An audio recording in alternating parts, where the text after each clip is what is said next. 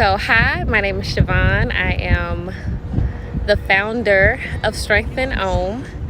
It's a yoga brand about seeing how we can develop the tools through relaxation in order to help us not only when we have resistance in life, but even in those moments of calm, it really like being present in the moment when things are not like flying off the rocket, right?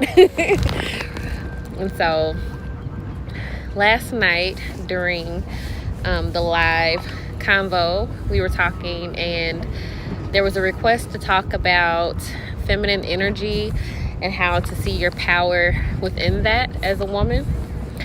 And so tonight I just wanted to talk a little bit about that. This will be posted with the blog post called Goddess Glow. And in that post, I talked about how a lot of times we are attracted to certain types of energy, right? So if you think about it, how do you define femininity, right? For me, it has to do with the image of like flowy dresses, heels, like this attraction that naturally happens with just you're drawn to it. You're not like repelled by it. It's not hard. And that's what I think about femininity. And if I was to like give it a character or two, I would say probably like, let me think of a celebrity. I'm not quite sure. There's a couple.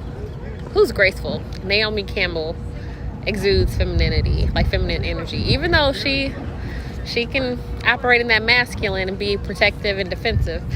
But her, maybe like, we all love Beyonce because she could like navigate that as well on stage. But even more so, I would probably say Solange, right? She embodies what femininity kind of like is, especially because she's more of a softer spoken type of artist. And so when I look over my own life and think about how I may have exuded femininity, I think it started really early. And like many people I know, you start off very soft, operating with ease, allowing things to come to you instead of forcing things, and then something happens. It could be your life becomes unstable at some point. It could be that you had to step up and start to help provide for the family.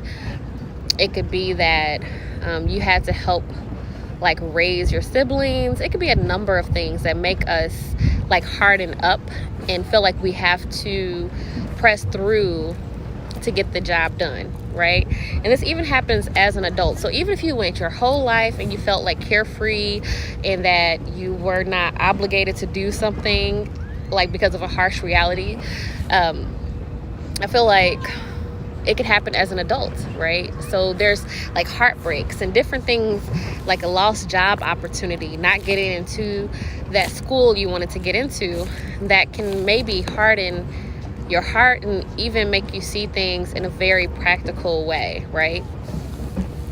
But to be more feminine and to operate in your femininity, it requires you to have an open heart.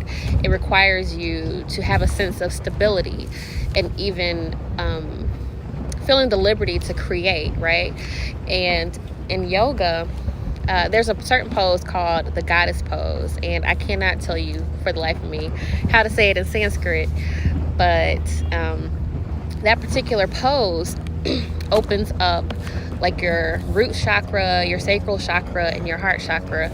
In particular, your root chakra is where you find that sense of stability, right? And it usually starts with your identity within the social environment of your upbringing. So how did you have or not have a sense of stability from your upbringing, and then how did that play out in your life? And so sometimes people get caught with energy in that first chakra because they've never gained a sense of stability. Next, the sacral chakra has to do more with like creativity and reproduction, like straight up. And so you'll notice that if you looked at a actual like chakra anatomy figure, then that sacral chakra is really in that region of your reproductive organs. And but when you think about it beyond reproduction of a physical life, it has to do with creativity. You know, a lot of people say, I felt this in my gut that I needed to produce whatever, right? Whether it's to start this company or to create art, to create opportunities. Like creativity comes from that sacral chakra. And then you think about the heart chakra. You know, we think about being open, being able to love and nurture, but there's also times in life where you're not as open to do those things because there's a blockage there for a number of reasons, as what we've talked about. And so those three play a key part in that particular goddess pose, but they also play a major part as far as channeling feminine energy and understanding our power as women, right?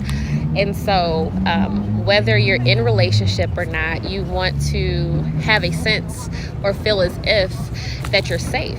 And if you don't feel safe, no, you can't tap into that energy.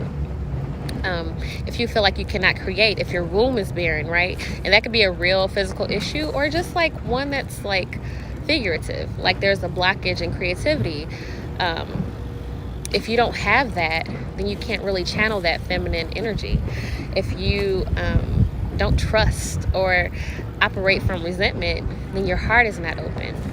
And so how I in particular really learned to channel my feminine energy was from a place of exhaustion.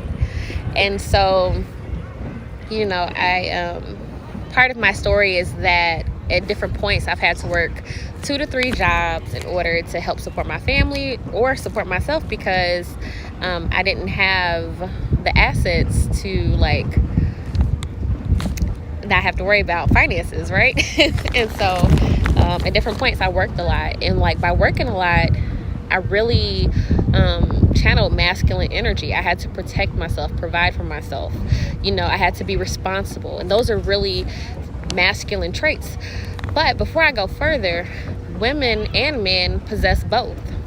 There is a balance of both within our bodies and within our energy and everything. And so there's nothing wrong with being responsible or protecting or anything like that. But when you operate out of that side of your energy for so long, it's not productive, right? You have to have somewhat of a harmony between the two. You have to, you know, life just doesn't hit you over and over and over again. It may feel like it, but it doesn't.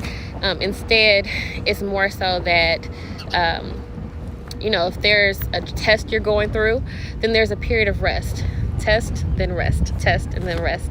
And the same is true about energy. You know, maybe sometimes you have to be responsible, but then after that point of that peak of responsibility, you have to relax, right? So I don't want to spend too much time breaking that down. What I will do is leave you with some practical tools. All right, so here's 3 tips for channeling your goddess glow so that you create an aura of a magnetic energy, right? So one of the ways to do this is to let things flow. And so I'm going to turn this camera around so you can look at the water. I think you see it.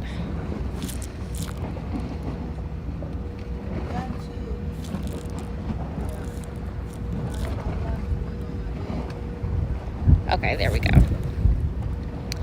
And so as you can see, the waves are just going.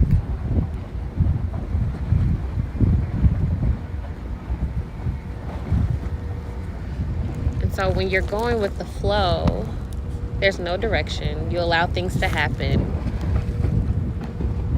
If there's a crash, you bounce off the walls and you keep going. And so when things like get hard and heavy in life, you have to like acknowledge how you feel in the moment. Yes, But then find a point of surrender. You know, maybe that person will never change from making irresponsible decisions, and they try to loop you in every time. Okay, acknowledge, yeah, this frustrates me, and yes, I love them, but I have to let them make choices for themselves. That's one way of letting things go with the flow. A second practical point would be just to find things that make you soft. Maybe that's music, maybe that's fragrances, it could be dresses, it could be a number of things.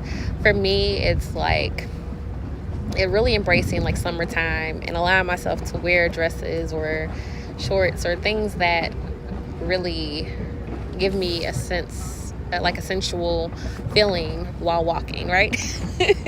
So maybe that for today, that might be just my toes out or something like that. But really find things that soften your spirit and allows you to walk through the world and not be hard, right? And then thirdly, I would offer for you to try the goddess pose. And so in the blog post, I do link to a video where you can learn the basics of the goddess pose, and then maybe just practice that for a while and see what comes up for you.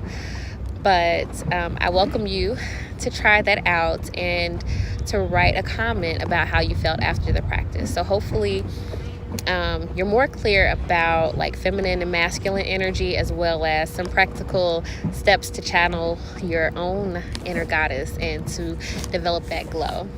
I hope all goes well for you through your practice, and thank you for spending this time with me. Peace and namaste. Peace.